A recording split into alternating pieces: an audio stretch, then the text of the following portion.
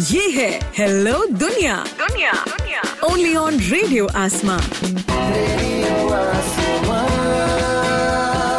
इसके सिवा जाना कहाँ। Business update.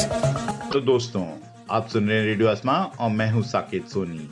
मैं लाया हूं आपके लिए बिजनेस अपडेट, व्यापार की बातें और स्टॉक मार्केट की हलचल। अमेरिका में अब जो बाइडेन को प्रेसिडेंट इलेक्ट घोषित कर दिया गया है। प्रेसिडेंट इलेक्ट घोषित करते ही अब व्हाइट हाउस और दूसरा एडमिनिस्ट्रेशन जो बाइडेन के हिसाब किताब से चल सकता है। हालांकि ट्रम्प कैंपेन अभी भी कुछ कानूनी विकल्प टटोल रहे हैं। जो बाइडेन के प्रेसिडेंट इलेक्ट घोषित करने की वजह से निवेशकों में खासा उत्साह है। बताया जा रहा है कि अब डॉलर का रेट ज्यादा नहीं बढ़ेगा और पेट्रोल के दामों में भी इतनी उछाल नहीं देखने को मिलेगी। लेकिन निवेशकों को उम्मीद है कि दुनिया भर के स्टॉक मार्केट में रिस्क ऑन ट्रेड बढ़ जाएगा, जिस वजह से शेयर मार्केट्स की भाव ज्यादा बढ़ सकते हैं और निवेशकों को अच्छा रिटर्न मिल सकता है।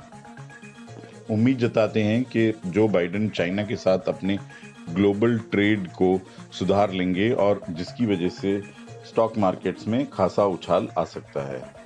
ब्रिटेन की इकोनॉमी इस समय दुगनी मार झेल रही है। एक तरफ कोरोना वायरस पैंडेमिक और दूसरी तरफ ब्रेक्जिट की वजह से इंग्लैंड की इकोनॉमी को काफी मार पड़ रही है। ब्रिटेन की गवर्नमेंट हालांकि इसमें कई फाइनेंशियल उपाय कर रही है। बताया जा रहा है कि उनकी बॉन्ड बाइंग प्रोग्राम लगभग 1.1 ट्रिलियन डॉलर की हो गई है और उनके इंटरेस्ट रेट भी अब तक के सबसे लो हैं 0.1% पे, लेकिन उछाल नहीं आ रहा। इकोनॉमी सतत गिरती जा रही है। इंग्लैंड इस समय दूसरे लॉकडाउन में है और ये लॉकडाउन पूरा नेशनल कंप्लीट लॉकडाउन है जो अब दिसंबर 2 को ही खुलेगा। इस लॉकडाउन की वजह से बेरोजगारी भी खासी बढ़ रही है।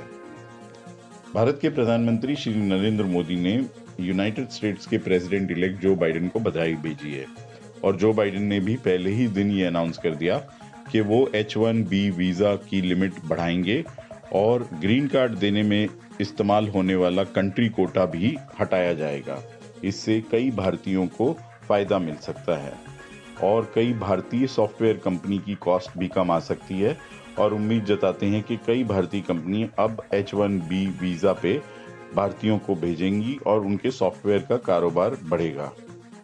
इस समय H-1B वीजा की लिमिट 1,40,000 वीजाज की है, जो अब नए एडमिनिस्ट्रेशन के नीचे काफी बढ़ सकती है।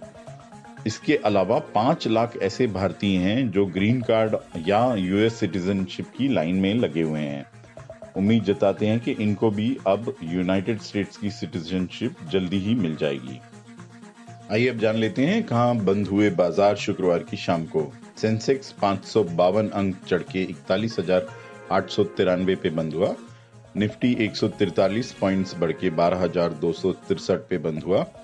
डाउ जोन्स 66 पॉइंट्स गिरकर 28,323 पे बंद हुआ और नैस्डैक 4 पॉइंट चढ़ के 11,895 पे बंद हुआ।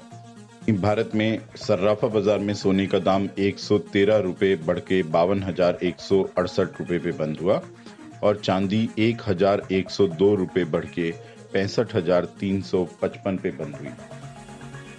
ये था आज का बिजनेस अपडेट। मैं हूं साकेत सोनी और आप सुन रहे हैं रेडियो आसमां। इसके सिवा जाना कहां। Business update.